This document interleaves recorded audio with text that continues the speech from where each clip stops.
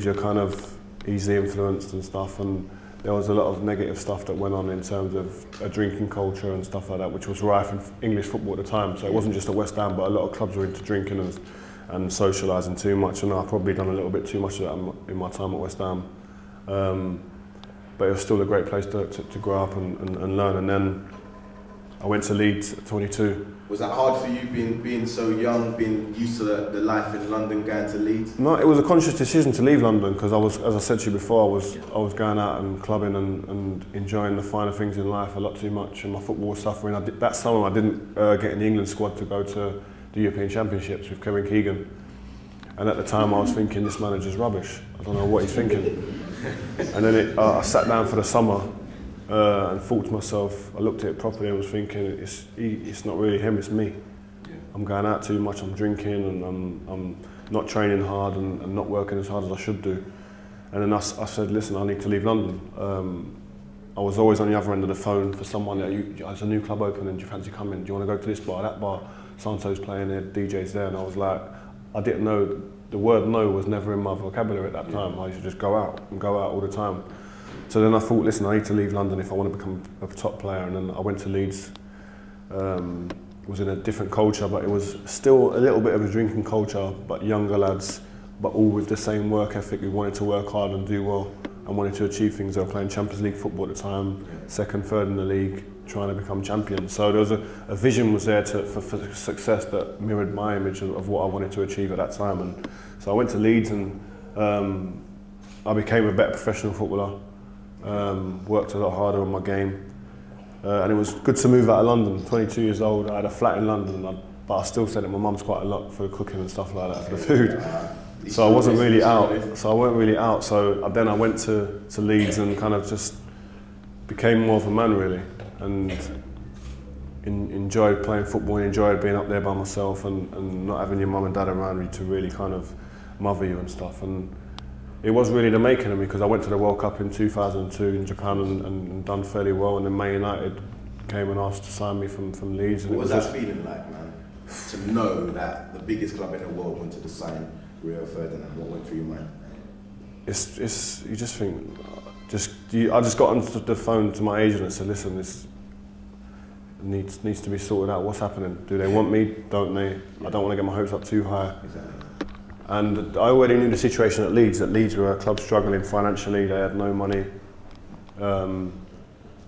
They needed to sell players, and they needed to sell me, because at the time I was maybe one of the biggest assets there. And if they didn't sell me, then they would have been a lot quicker in the situation they are in now than what they would have been. So I knew at the end of the day that they had to let me go, and for financial reasons. But as I said, I was never happier before them. Anyway, I loved it at Leeds. I thought it was a great club. The people, I loved living there.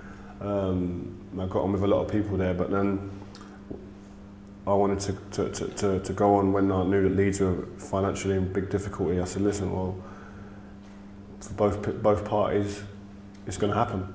So I went to Man United. It was an unbelievable experience. You go into a change room and you're sitting alongside people that you've grown up watching and admiring from afar, and thinking, wow.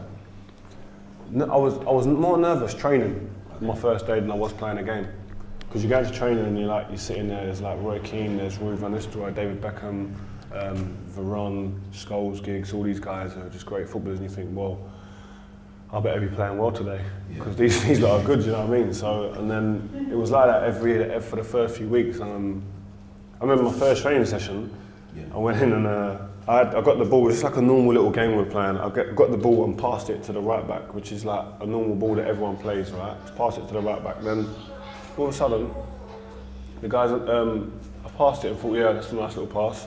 Roy Keane just erupted, man. What are you doing? Pass the ball forward. What about, no, it's maybe like about the first training session though. He went, it's easy to pass it there. Pass it properly. Pass it forward, like. Wow.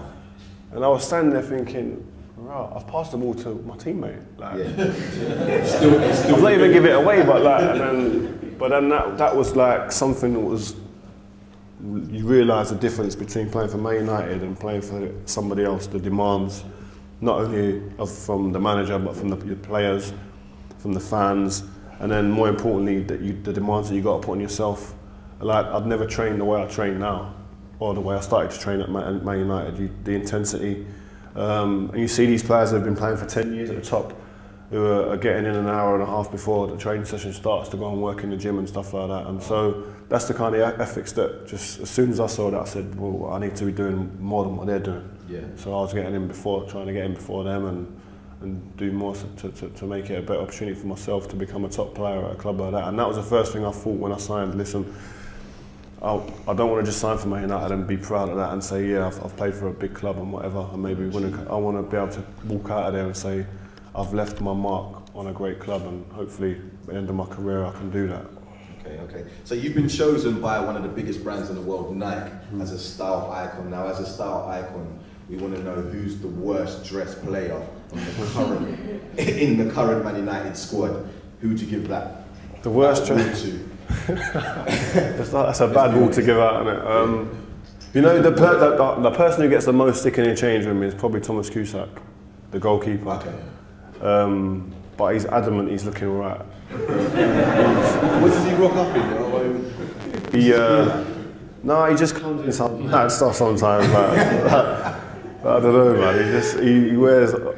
I had to give him a pair of trainers the other day. No way. Yeah, and say, listen, come on, man, just go, man. Just up your squad out with a pair of these now. Yeah, that's what I intend to do, Nike. If you can give me enough pairs for the squad, I can sort them out. So, but yeah, no, I mean. Everyone dresses all right. Everyone's got their own individual style. So some days someone will walk in. It doesn't matter who you are. You walk in. If you've got something horrific on, it gets pinpointed and hung up like in the middle of the change room, or someone will write on it. Or so, who is the best dressed player then? Apart from yourself, because I know you're going to say yourself. No, I wouldn't. There's a few people. You know what? In our change room, there's a few people that try very hard. Yeah, is there anyone that really knows about fashion? It's not good to try too hard, that's the problem. I try and tell these guys, if you try too hard, you look funny. And there's some of them you can see like this, they've actually took time and it's measured, and it just ain't coming off like that. But I don't know, I mean, Ronaldo takes time on what he wears. That worked for him though, that comment worked for him. Let's talk about Ronaldo. That comment worked for him. Because a little birdie here and like told me, I'm not going to mention no names, he told me that he turns up in a full blazer, silk shirts, and sharp shoes. No, that's what I was saying. Like to training. What? No, like Ronaldo. Just wear a tracksuit. No, like a lot of like Wayne Rooney will come in slippers. Anderson will come in slippers. They'll come in, roll out of bed straight into their car, into the training ground in slippers and tracksuit bottoms or a pair of shorts and sleep out there. No, not really. No. And then you've got like Ronaldo. Then he'll come in like a suit, fitted, a shirt, jeans, boots, shoes or whatever. And like half of the dressing room will sit there and go, it's like 8:30 in the morning, man. How long have you been up? You know what I mean? It's mad. Berbatov as well. Berbatov's dress is kind of smart. He takes pride in what he wears, but again, he wears like a blazer, shirt.